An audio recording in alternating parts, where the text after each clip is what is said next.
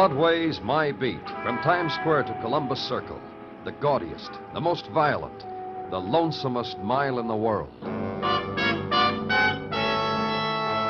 Broadway's My Beat, transcribed with Larry Thor as Detective Danny Clover.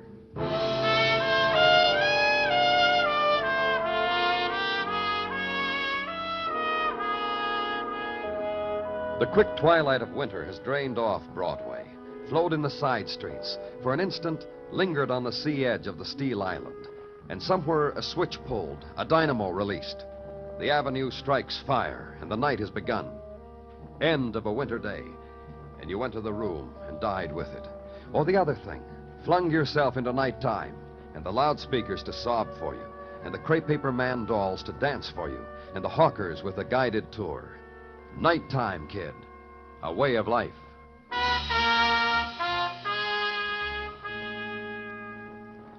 And at headquarters, the file on the day's violence. Close it. The desk, clear it of empty coffee container, tray of cigarette butts. The unfinished report dealing with alley assault. Staple it, put it in tomorrow's drawer. The man who waits for you is a man of infinite patience. Take all the time you want, Danny. Thank you, Gino. Take the whole evening to close shop if you want. Well, I'll be ready in just Do not take into consideration for a minute that even now, Mrs. Tartaglia is biting her knuckles, tapping her left foot like this because the lasagna is sagging. Gino, I just want to... It goes without saying, Danny, how pleased we are to have you to a dinner at our house. After so many invitations extended, so many rejected for this and I'm that. ready, Gino. Get the lights, huh? And then we'll go, huh, Danny? And I will stop on the way for a bottle of wine. Danny, consider you worked hard today. Consider the lights are out. Consider... Danny Clover speaking. I'm dying, man. You want to come watch? Who is this? It's running away from me, man. You come watch how Joey Condon... Me, Joey. Where? West 49, 2312. Hurry, man, or you'll never make it. A man, Gino, hurt, dying. I'm sorry, Gino. What? Danny.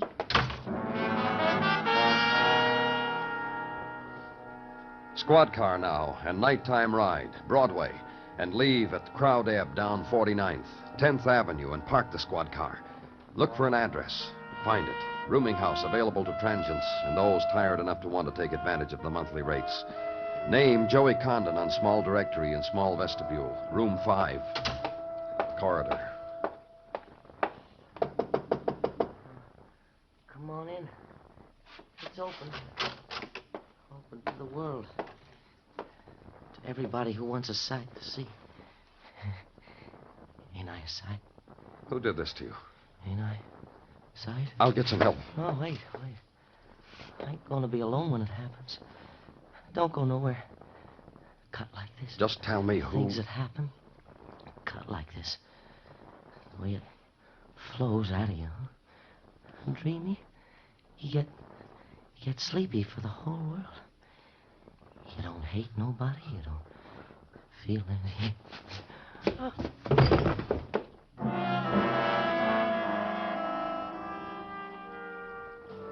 Furnished room on West 49th. Cubicle of limbo. And decor to match. Wall where phone was. Pencil scrawled with the lonely names. First names of women, some underlined. And end table, cigarette charred where solitude had been ground and blistered into veneer. Other things. And this, the man who had lived it. A man named Joey Condon, dead of a knife wound. And do now the things of death. The call to headquarters to report it. To say, come for it. And search of a dead man. Wallet and loose cigarettes. And separate card and cellophane. Joey Condon, member of the Musicians' Union. And another call, and a voice that says, Joey worked the Pinwheel Club on West 5-2. Joey was the trumpet man there. Joey's had it, fella? And hang up. And in corridor, the familiar sound. Foot scrapings of the violence collectors. Meet them. Tell them about it. Leave them with it.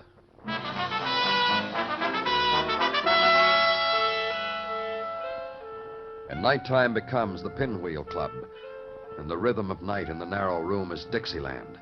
And the man who owns it all just can't stand still. It reaches him, he says. Every night, You'd think I'd get crass and jaded. But every night reaches out to me. What I told you, Mr. Robert. Avery. Say Avery to me. All right, Avery. What I told you, that hasn't reached you yet, huh? About Joey? Yeah, about Joey. I'll level. You're nothing.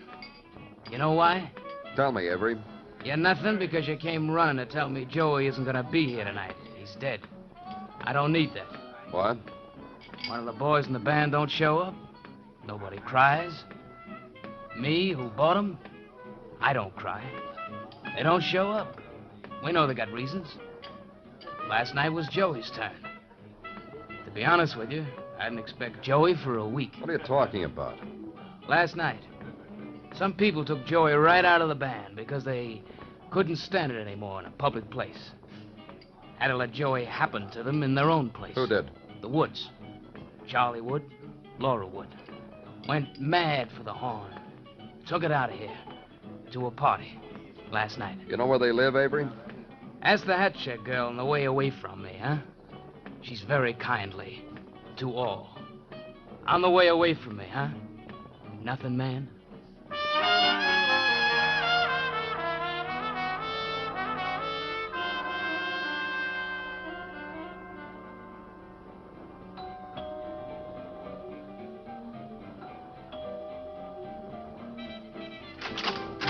Hi. Take a drink. Bottle's inside. What'd you go away for in the first place? Come on. What am I doing holding your drink? Take it. No, thanks. Where's your lady? Huh? You went out to get a lady, didn't you? This afternoon with the rest of everybody? All the ladies went out to get lads, and all the lads to get ladies. Routine to keep the party going, right? Got 3 days worth of bottles. Started last night. Let's see, we can hold out till, Hey, don't you remember anything? Your name's Wood, isn't it? See, you remember. Your wife's, Laura. See how good you remember. The party started at the Pinwheel. See? That's where you met Joey Condon. Where's Joey? You know where Joey is? I haven't seen him since... Since when? Hey, I haven't seen you either. You know something? What? You weren't at the party last night, today either. You didn't go out of here looking... Police. Oh. What for? Nobody's making a disturbance here, sir. Even Joey put a mute on his horn. When's the last time you saw Joey? I'm gonna think about it. I'm thinking about it. Go right ahead. He didn't have fun, I guess. He left. About 4 o'clock this morning. Was here maybe 3 hours, and then he left. Where's your wife, Mr. Wood? You think I'd send Laura out? Well, then she's home, huh? Sleeping. Laura's sleeping and waiting for the fun to happen again. Go wake her. She's tired. This party's been going on. Yeah, I know, for nearly 24 hours. Go wake her. What for? I want to talk to her. You going to wake her, or do I just barge right in? You don't believe me, huh? I'll show you. Laura? Cut it out. That bed's not been slept in, Mr. Wood. You know where she is. You tell me. Laura's not here. Hasn't been for a long time. For how long? Long. For how long? Well, she'll come back. She left with Joey. You made me tell you. You made me say what my wife did. Went out. Where did they go? I don't know. Find her for me, will you? Find her. Please, find her. Laura.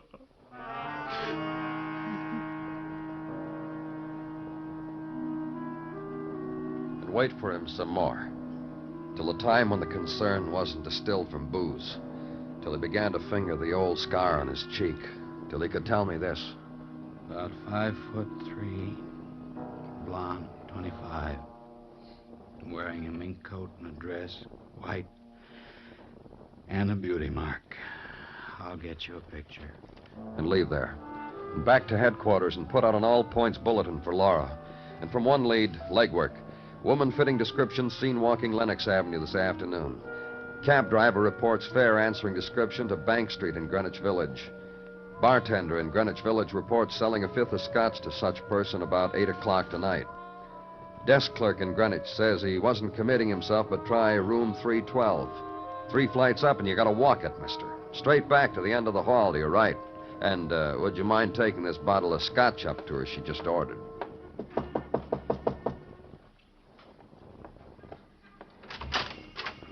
Give the bottle and hold out your hat for a tip. All right, don't take off your hat. Here's $1 for you anyhow to show you how You're much. Laura Wood, aren't you?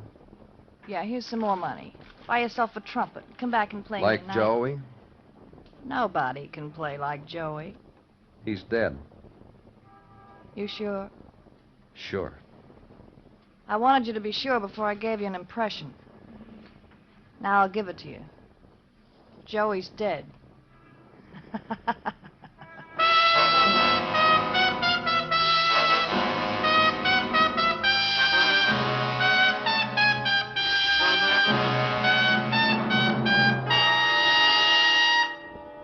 You are listening to Broadway's My Beat, written by Morton Fine and David Friedkin, and starring Larry Thor as Detective Danny Clover. Now that the inauguration is history, CBS Radio is looking ahead and planning for another great event of 1953, England's coronation. Yes, when Queen Elizabeth is crowned, mid the traditional pomp and ceremony that has accompanied British coronations for centuries, CBS Radio will be on the scene. A great squadron of reporters and observers will bring you every important highlight of the historic occasion. In politics, in world affairs, in great moments of history like the coronation, CBS Radio is first, because CBS Radio News plans far ahead of the headlines.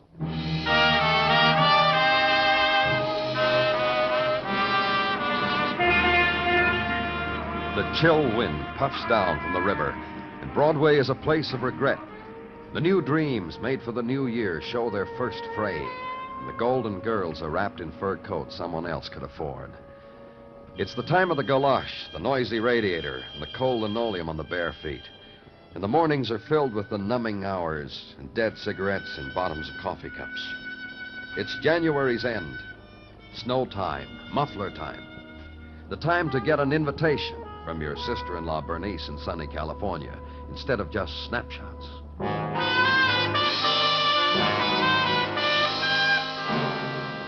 The winter room where I was, my part of police headquarters, new morning, new details.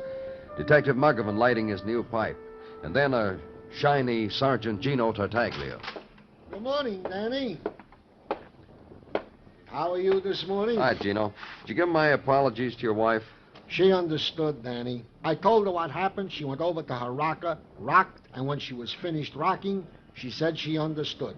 She told me to convey to you the message that her good Italian food awaits your pleasure at any time. Oh, thank her from me.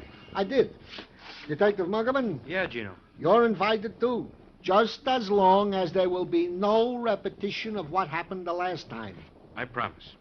It was only wine, Muggavan. How could I'm telling you for the 100th time, Gino, I wasn't drunk. Then how did you do what you did? Gino. All right. I won't tell. Danny. What did he do at your house, Gino? Danny, Mrs. Laura Wood is outside for an interview. What did Muggavan do? Mrs. Wood, having spent the night in the pokey, is now in a sober condition and will be most happy to talk to you.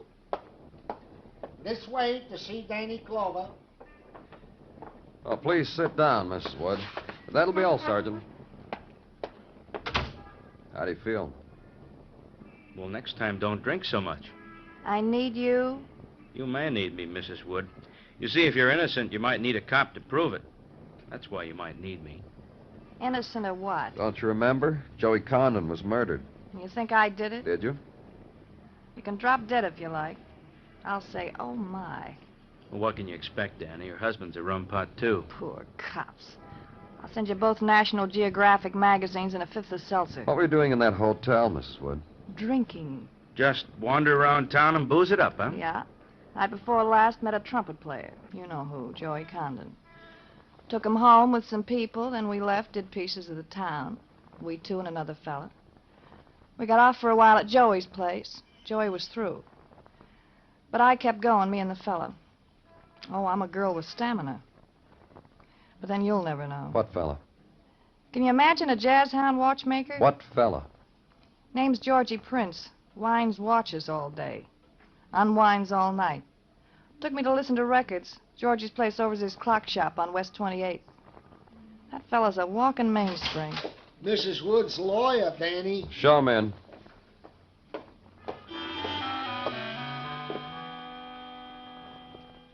And counselor to Laura Wood is a glistening man. Curve of sun on gold rim of glasses. A newly shaven and powdered cheek. On freshly pink fingernails flying open the zipper of the briefcase. The yellowed smile. The brief legal-type curtsy. The ritual of the writ and sign on the dotted line for girl. Receiver, offer an arm, and when girl murder suspect like Laura pats tenderly a counselor's cheek. Duh, baby, baby. No gleam and glisten like it anywhere in the world. And they leave. When the tenderness and light has trailed away, check a name against city directory, confirm an address, go there.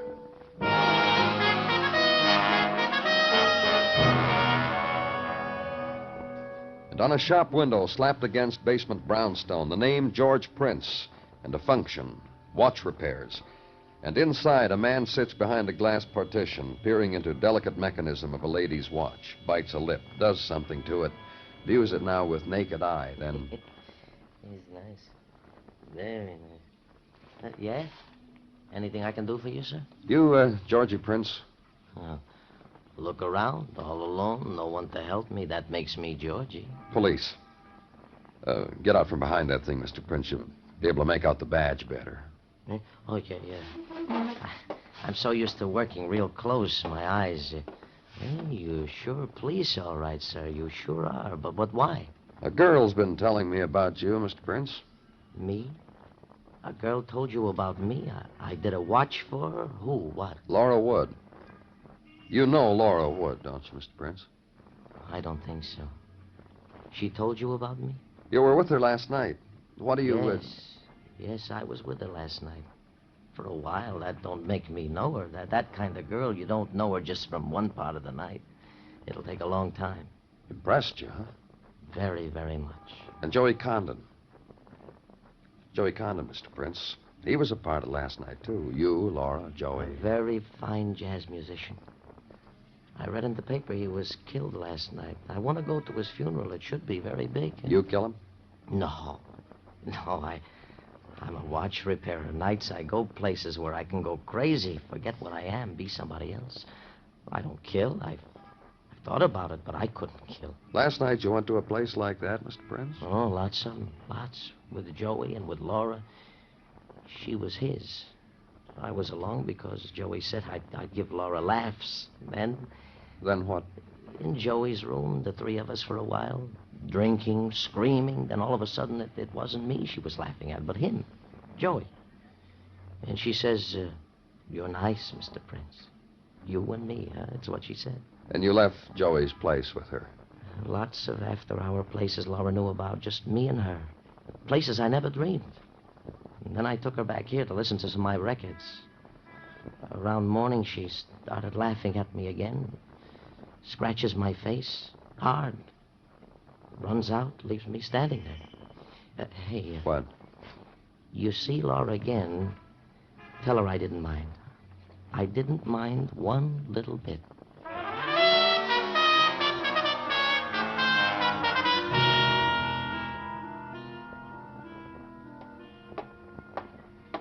Danny?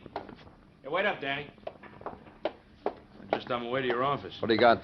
Some rundown on that sweet character, Mrs. Wood. Oh. Very sweet character. I said Muggerman. That's not the secret word, huh? Okay, rundown on Mrs. Wood, nee Laura Brennan.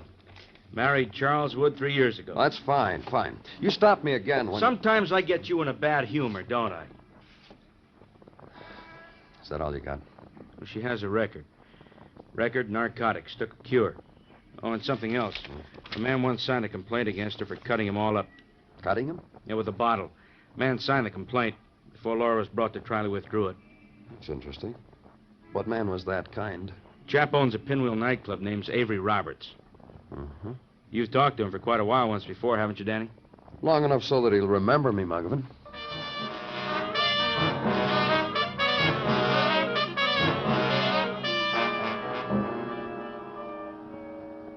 It hits you how different this joint is when it's empty, Mr. Clover. Hits me right here between the eyes. You want to listen to me, Avery? I know. You're gonna say to me, Laura. Uh-huh. I was told you signed a complaint against her. For the bottle bit? Yeah, I'll show you. I'll unbutton my shirt. See? Funny bit she did on the torso, huh? Then you withdrew the complaint. And it eats you why? Uh-huh. It made a thing. What? It made a big thing in the newspapers how a girl cut me up with a broken bottle. Pictures and everything, especially pictures of Laura. Look, Avery. You said it eats you why, didn't you? Why I withdrew the complaint. I'm telling you why. Because Laura had her pictures in the paper. It's a slogan, Mr. Clover. A picture's worth more than 1 billion words. And a picture of Laura in the New York dailies and a rundown on her type excitement, it's only natural. What is? A fellow of the type Charlie Wood crowds me against the bar the next day, presses a wad of printed matter into my empty palm and says, for withdrawing the complaint against your girl. Charles Wood, her husband? Charlie boy. Avid reader of the daily papers. Student of photographs. Buyer for a lot of pain.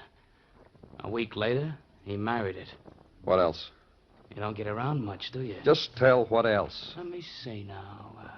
There was the cutting of that little piano player in the village. That was with Laura's high heel. That was 2 years ago. There was the wrapping of a French horn around the neck of a French horn player, I forget who. And there was a scar on Charlie's face, just for Charlie alone. Solid year ago.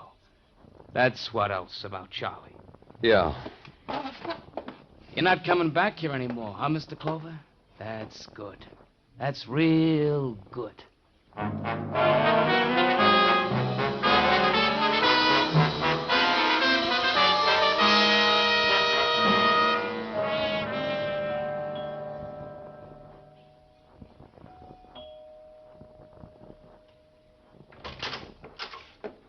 Well, hi. You didn't drop dead. You want to try for it inside? Come on in. You come for the fifth of seltzer. I know a funny bit that goes with Where's seltzer. your husband? Oh, he'll be very good in a bit. I'll call him. A little later. I want to talk to you. For what? Joey Condon. One of the other times you said that name to me, I went like this. Only louder. Let's pose this name, then. Avery Roberts. You gonna do what to a name? Pose it? Then what am I supposed to do?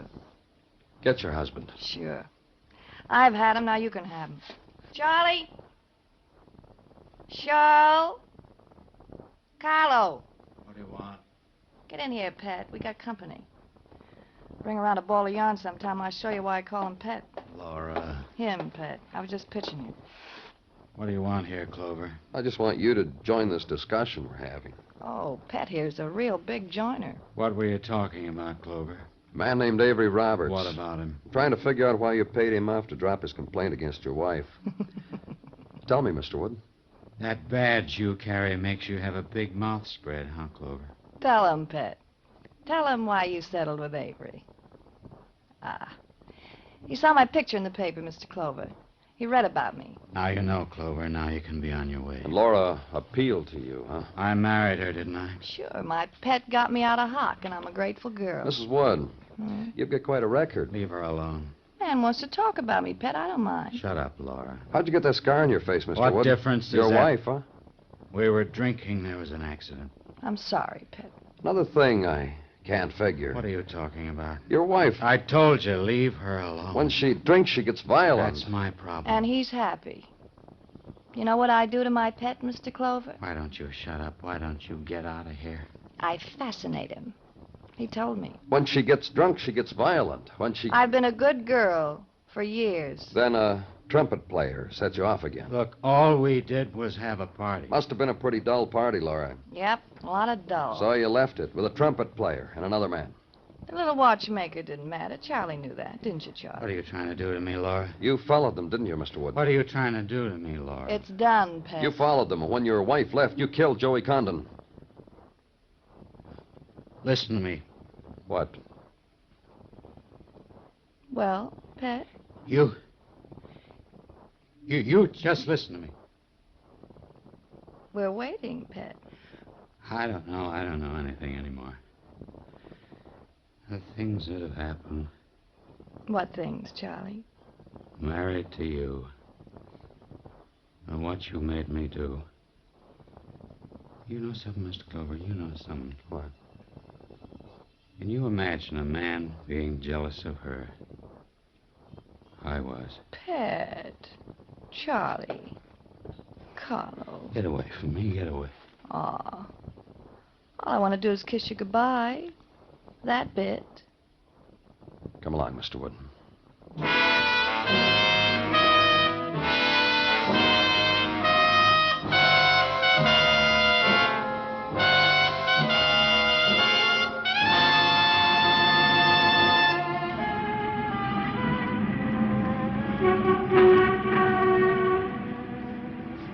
The other streets never paid off, so you walked Broadway.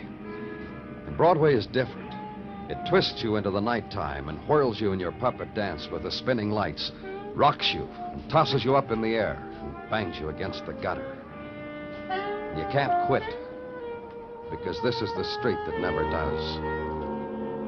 It's Broadway, the gaudiest, the most violent, the lonesomest mile in the world.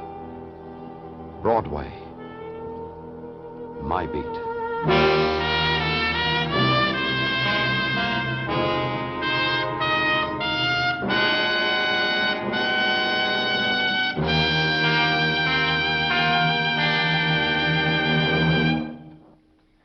Broadway's My Beat stars Larry Thor as Detective Danny Clover, with Charles Calvert as Tartaglia and Jack Crucian as Muggavan. The program is transcribed and directed by Elliott Lewis, with musical score composed and conducted by Alexander Courage. In tonight's story, Mary Jane Croft was heard as Laura, and Whitfield Connor as Charles Wood. Featured in the cast were Sidney Miller and James McCallion. Bill Anders speaking.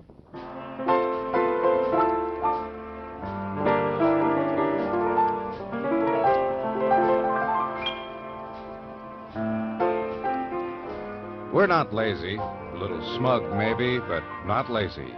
You see, we don't think we have to carry on about Amos and Andy and tell folks what they already know. It's probably not even necessary to remind folks that the one and only Amos and Andy show is a part of the Sunday Fun Day lineup on CBS Radio. Let's face it, everybody knows, and everybody who loves to laugh listens on most of these same stations every Sunday. Stay tuned now for the Vaughn Monroe Show, which follows immediately over most of these same stations.